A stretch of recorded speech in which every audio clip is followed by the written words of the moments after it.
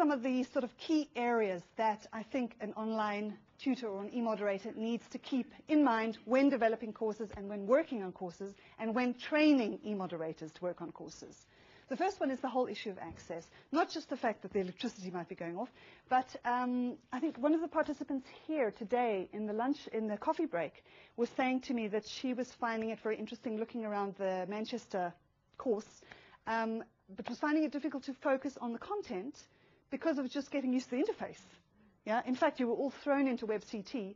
You may never have seen WebCT before, but there's a whole kind of concept thing going on there that you need to be familiar with, learning environments, to be able to move around them.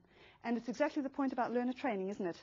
That our learners need help with the access and just dealing with the technological challenges. I mean, what we find is Gavin and I run short online teacher training courses of 4 weeks, depending on the course, 4 weeks, 6 weeks, 8 weeks, or 10 weeks. And what we normally do is we have a start date.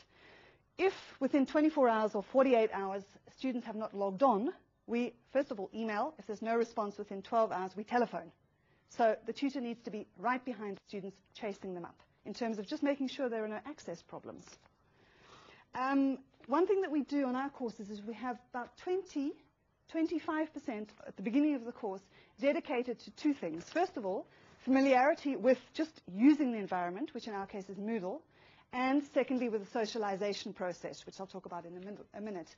But in terms of just this issue that we had this morning of what is WebCT, where do you click, what is that, time needs to be spent on that. And of course, when the course is 100% online, how do you do that? You can't sit down next to the student and go through it. You need to set up tasks that explore the virtual environment specifically. And this takes time.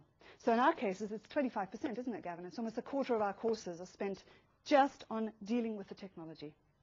It's hugely important. A nice kind of idea there, if you want a kind of practical idea, is to set up, once you've set up tasks for the learners to explore the environment, is to have a little quiz. Things like, you know, in the calendar, when is the conference in Bolivia being held? You know, find the article on blah, blah, blah, on second language acquisition. So they have to kind of move around the place, explore, and so on. Okay, there are many ways of doing that. Okay, the second important issue when you're starting out is this idea of climate setting, which is mentioned in the Gilly-Salmon model. The idea of, you know, getting a group feeling going, you know, getting people happy and into the environment. These two go together for me. They both happen at the same time at the beginning of a course. What we do on our courses, in fact, is, and I think this is really important, is a goals and expectations questionnaire before your students even get online. It's interesting to find out what people expect from online learning, and sometimes they have extremely unrealistic expectations.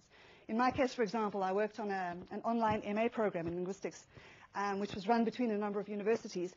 And this was in the early days. I started in 1997, which was right at the beginning of platforms being used in e-learning. And I remember once doing a questionnaire, the first time I did it, at the beginning of a course, to find out what students expected. And one of the things was, I would like 24-hour-a-day access to my tutor. Well, that's completely unrealistic. You know, I mean, internet seems to give people these unrealistic expectations.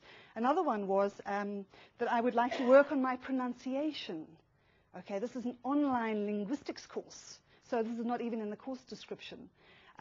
Things like that, if they're not dealt with immediately, will cause dropout. There's been a lot of research into what causes people to drop out. Apart from things like illness, you know, moving country and so on, those are the external factors.